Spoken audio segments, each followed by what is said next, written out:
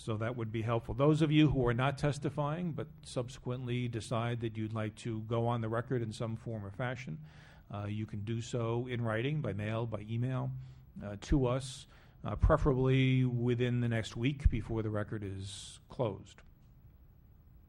Mr. Gottfried, anything? I don't have anything to add. With that, we'll call the first witness, who is Stephen Rosario, Senior Director, Northeast Region, American Chemistry Council. Sure. Good afternoon, Assemblyman Sweeney, Assemblyman Gottfried. Always good to be before your committee again, as I have many times in the past. For the record, my name is Steve Rosario. I am Senior Director for the American Chemistry Council, Northeast Region. I'm also Executive Director of the State Association, the New York State Chemical Alliance. With me is Jackson Morrell, who is Director of our Chemical Products and Technology Division in our Washington office. As you know, I am based here in New York, in Albany, and am a native New Yorker. Thank you very much for the opportunity to speak here this afternoon. And as I always like to do, to give a little description of who we are and what we do. The business of chemistry and plastics technology here in New York State and in the United States is a major backbone of our economy.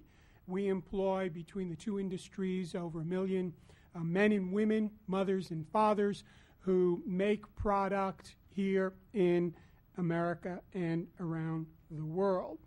96% of every product in commerce is touched by our industry at some point in the value chain. As you know, you've heard me joke, I don't know what that 4% that we don't touch is, although maybe some of our technical experts will one day educate me on that.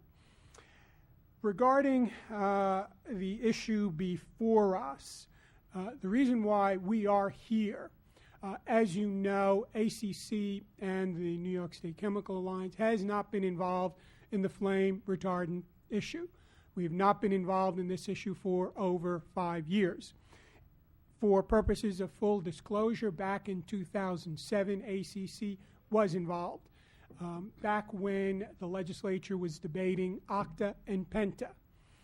We were involved for about a year or so, and then those responsibilities were no longer part of our portfolio. As of Friday, this past Friday, there has been a transition where the companies dealing with flame retardants have come into the ACC family for advocacy, for science, for technical expertise, and many other areas. So this is a brand new day for us in terms of dealing with this issue.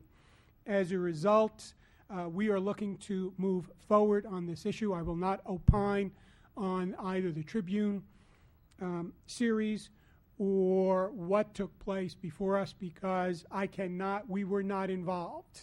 And again, I think that we need to start looking forward in terms of how we can provide the kind of information to the legislature, and not only here in New York, I cover 9 other states, how we can provide good quality information, because a lot of what I do, and again, you've heard me say this many times before your committee, that a lot of what we do is attempt to educate legislators and the public and inform the public about chemistry, because it is a complicated and difficult subject. I, for one, do not have a chemistry background, although having represented this industry for about 21 years, going on 22 actually next month, I know enough chemistry to be dangerous. The reason why I asked Jackson to come up with me is, again, in terms of how we are structured and how serious we take product safety, science, and issues of concern with our products. ACC has about 60 plus individual panels. These are groups of our companies with our experts, our scientists, our engineers, etc., around either one particular chemical compound or a family of compounds, and that is all they do. So when I look for information to provide to legislators, it is them that I look to. And Jackson heads our newest panel, the North American Flame Retardant Alliance. So let me turn it over to Jackson to take it from there. Okay. Thank you, Steve, and I appreciate the opportunity to speak to you today. Again, for the record, my name is Jackson Morrill, and I'm the director of the American Chemistry Council's North American Flame Retardant Alliance. And I hope to at least give you an introduction to NAFRA today and hopefully start an ongoing dialogue on the safe and effective use of flame retardants going forward. NAFRA was formed to serve as a lead organization for flame retardant producers and users in North America. And the group's core mission is to promote the safe and effective use of flame retardants. As I hope many of you can understand, flame retardants are widely recognized as a key tool in what we call the fire safety toolbox, which would include a number of other innovations like sprinklers, smoke detectors, and together with flame retardants, these innovations have had a dramatic difference in reducing fires, injuries, and deaths related to fires. And this is at the same time when fuel loads and potentially flammable materials have increased dramatically in housing, office space, and transportation over recent decades. And so there's a well-documented, it's in the scientific literature and in other areas, there's well-documented evidence that flame retardants do work. And I know that's been somewhat called into question of late, and I'm happy to share that information with you going forward. In fact, we have a website. It's called www.flameretardants.americanchemistry.com, and among the many things we have on that webpage is an FAQ that we've put together on the question, do flame retardants work? And we cite to several studies that I think demonstrate that pretty effectively. In addition, it's important to remind folks that in the U.S. there are dozens of laws that govern the manufacture and use of chemicals, and flame retardants fall within that oversight. The Toxic Substances Control Act is one of the primary laws, and among the many elements to that law, all new chemicals have to be rigorously evaluated by EPA prior to commercial manufacture. This industry is also part of the global in global commerce, and as such is subject to meeting rigorous foreign standards. And I would just highlight in particular that there are several EU risk assessments that have been published on flame retardants. In many cases, these are the most complete risk assessments that governments have made in reviewing these substances. And although they're largely focused on the European market, I think they really draw on reference materials from around the world, including the U.S., and as such, we believe that these assessments can and should be used when considering the overall environmental and human health profile of flame retardants here in the United States. The flame retardant industry itself is committed to safety, both in the flame retardants they make and in the fire safety services that they provide to everyone.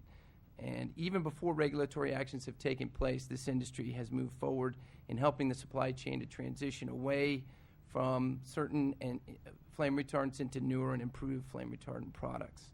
Now, I know that we're here today to talk about flame retardants and children's products.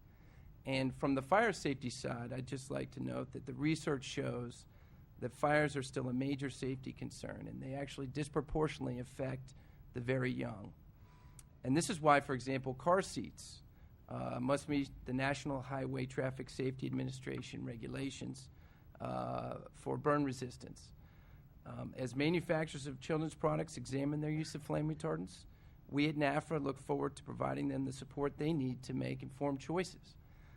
We also very much look forward to providing policymakers with the data that's required to make science-driven, informed policy decisions.